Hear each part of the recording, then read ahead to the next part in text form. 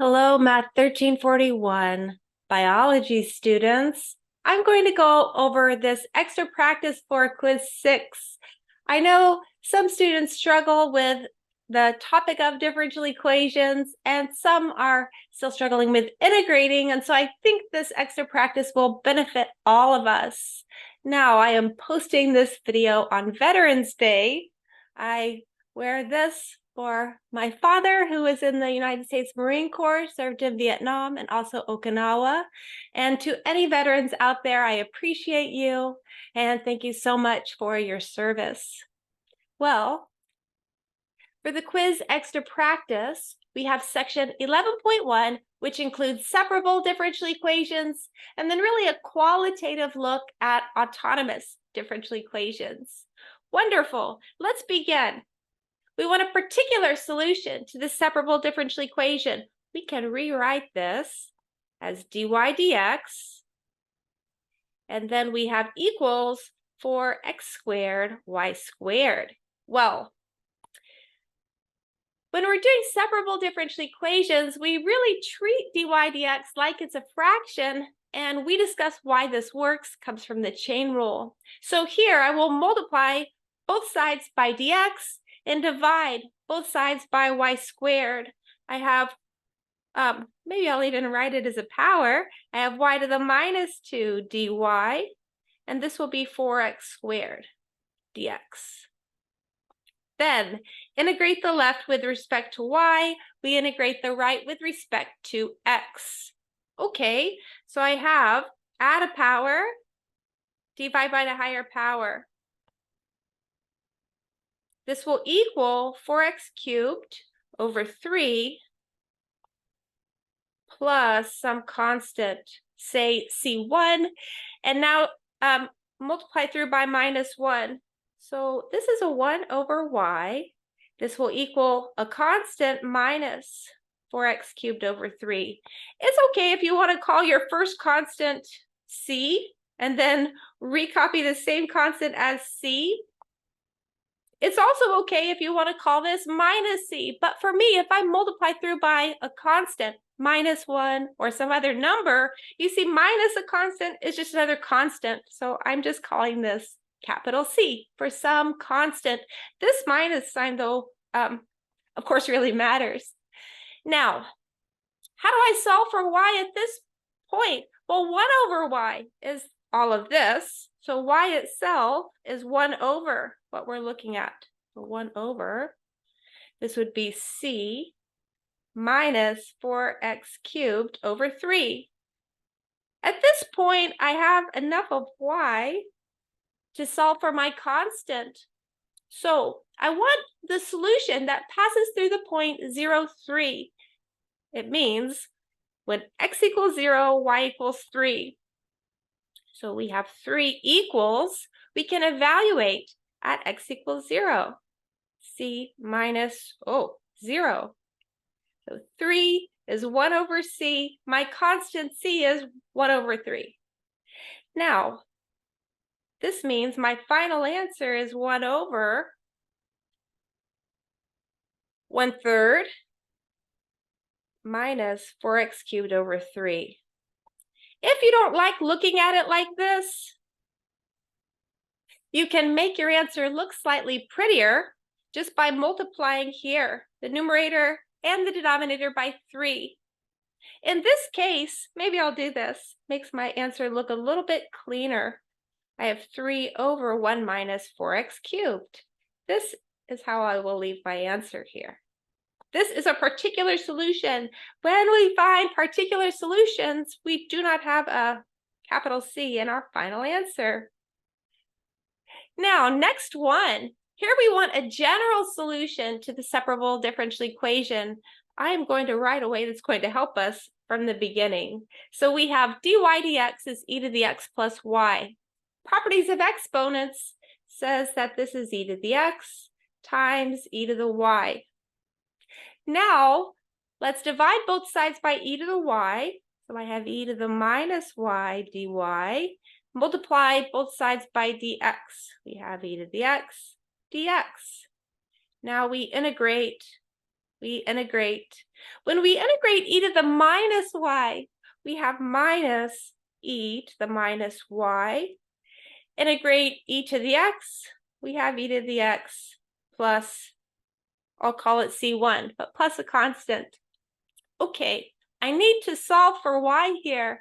So first, we can multiply through by the minus sign. E to the minus y will be C minus e to the x.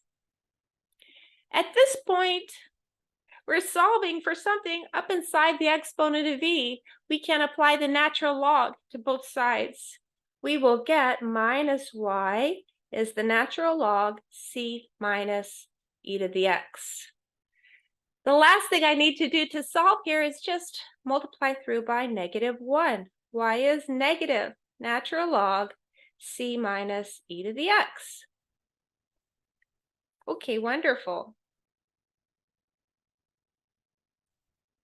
Number 3, we have an autonomous differential equation. Y prime is y minus 1 squared. And this is a very short question. The equilibrium point y equals 1 is, and then we circle stable, unstable, or semi-stable. Well, you notice this is my only equilibrium point. So we have y is 1 equilibrium point, but you notice my derivative is a square. My rate of change is a square. So beneath 1 would be positive, above 1, positive. You can also just pick points and test, but my rate of change is a square, so it's always positive, unless y is 1, in which case we have y prime is 0. Okay, what does that say about my solutions? Well, rate of change positive says your function is increasing. So my solutions are, well, increasing. And we can see some nearby solutions approach the equilibrium point. Some nearby solutions move away from the equilibrium point. This is precisely semi-stable. Number 4, find the general solution of the separable differential equation. Leave our answer in implicit form. Okay, let's get started. Well, I need to multiply both sides by cosine y. And then I need to multiply both sides by dx, and at the same time divide by this, the square root, x squared plus 1. So I will have equals x divided by the square root, x squared plus 1, and then dx. We integrate and we integrate. Left-hand side, that is the simpler integral. The integral of cosine y is sine y. Well, stare at this and ask yourself, how am I going to integrate this function? The answer is substitution, because, well, you see, underneath the radical, I have an inside function. More than that, I have a multiple of its derivative in my integrand. So for this integral, let's write out our u substitution work. U is x squared plus 1.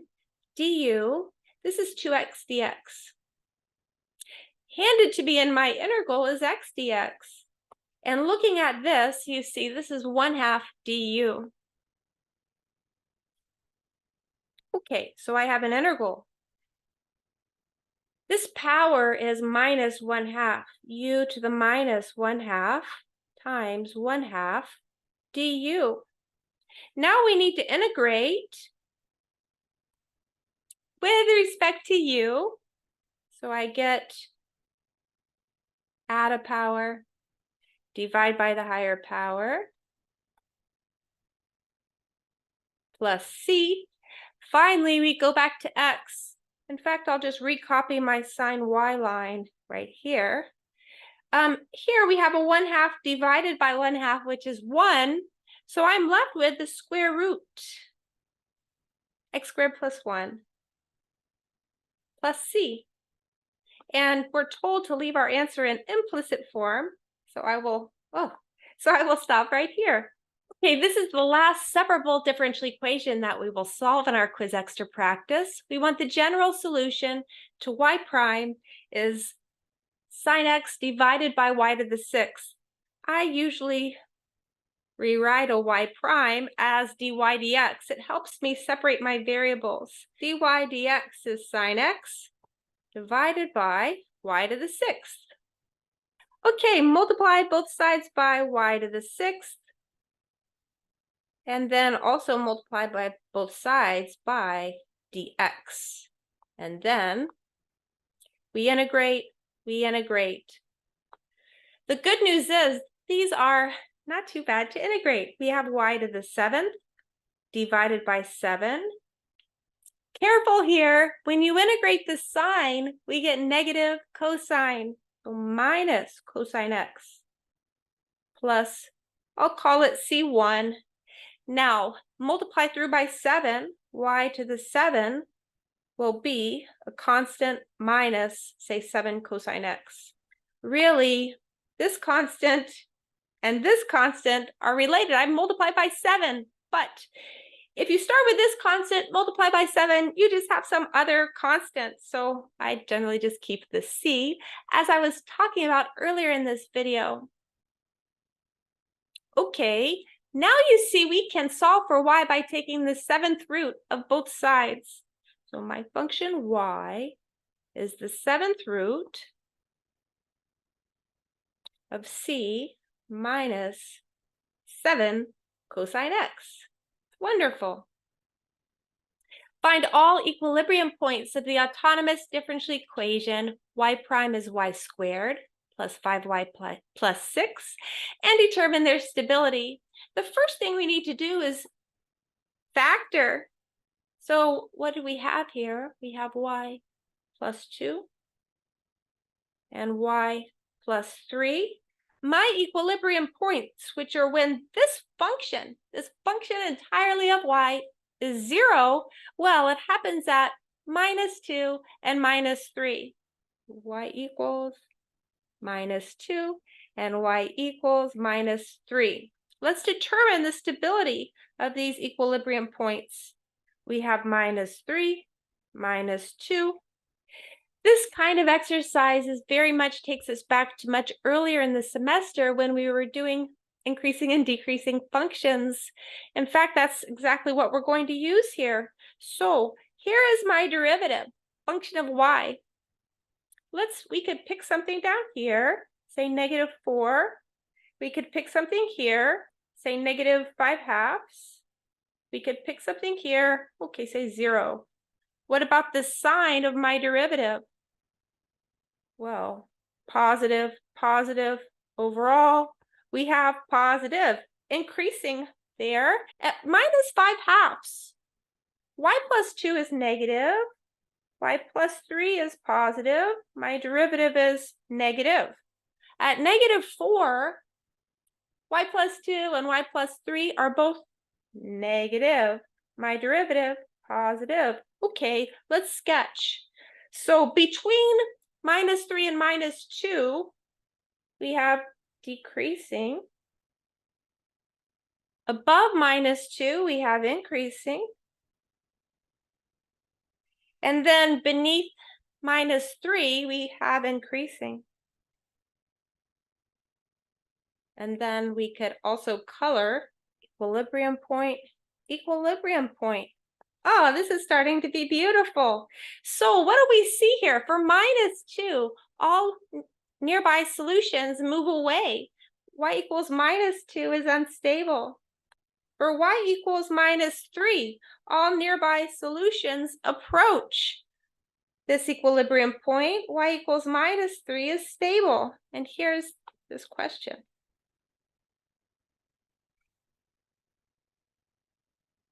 Number 7, an amount A of T of drug in the bloodstream decays exponentially. The half-life of the drug is 2 hours. What is the differential equation satisfied by A of T?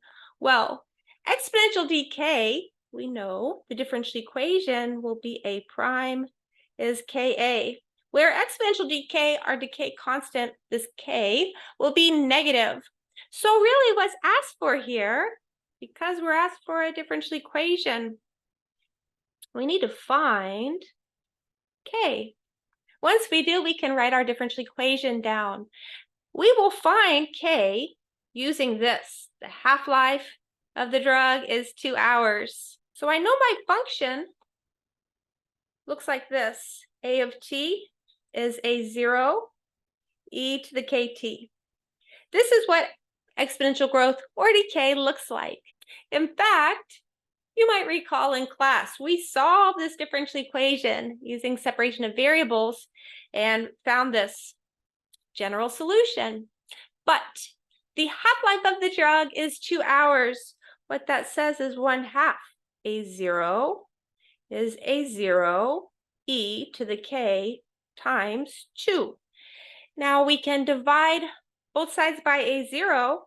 We get 1/2 is e to the k times 2. Well, we want to take the natural log of both sides. ln of 1/2 will be 2k, and our decay constant is the natural log of 1/2 over 2. This is negative. Natural log of 1/2 is negative. Also, you could use log properties and realize this is minus ln 2, where natural log of 2 is positive. This is approximately negative 0.347. So my final answer, A prime, is negative 0.347 times A. I like this question. There's a lot of pre-calculus in it, really, but it's wonderful for us. Number 8, last one. Suppose medication enters the bloodstream at a rate of 5 milligrams per hour. The medicine is absorbed by the kidneys at a rate of 20% per hour. Suppose y of t is the amount of medicine in the bloodstream at time t. Set up a differential equation for y of t. These are really fun. In fact, we have 2 things to really think about. So dy dt. First of all, we have an increase of 5 milligrams per hour, so 5. But at the same time, the kidneys are removing 20% of the amount present. So I would have a minus 0.2 y. There it is, okay? Now in class, I did one very similar to this in which we explicitly solved, but here we don't have to. In fact, it tells us not to. Do not solve. We are going to be looking really at some qualitative behavior here. So the question is, what is the equilibrium point? Well, you notice this is definitely autonomous. This function on the right is purely in terms of y. So the equilibrium point happens when 5 minus 0.2y is 0. We get 5 is 0.2y. Now we can just divide by 0.2. I will do this in 2 steps. 5 over 0.2. The thing is, 0.2 is 1/5. So 5 over 0.2, 5 over 1/5. It's really 5 times 5, which is 25. So y equals 25. This is our equilibrium solution. Letter C, if a patient receives an initial dose of 10 milligrams and the amount in the bloodstream satisfies the differential equation in A, namely, perhaps they're receiving 5 milligrams per hour through an IV, and the kidneys are absorbing 20% per hour. Okay, the question is, how much medication is in the bloodstream after a long time? We could explicitly solve, but we don't have to here. We can use the wonderful theory of autonomous differential equations. So you notice here's my equilibrium point, 25. And then we can write y prime. Let's see, if you factor out the 0.2, it's 25 minus y. Now, just like we did maybe 2 questions ago, if you are less than 25, okay, y prime is positive. So down here, anything less than 25, y prime is positive. Anything bigger than 25, y prime is negative. And so my solutions go like this, okay?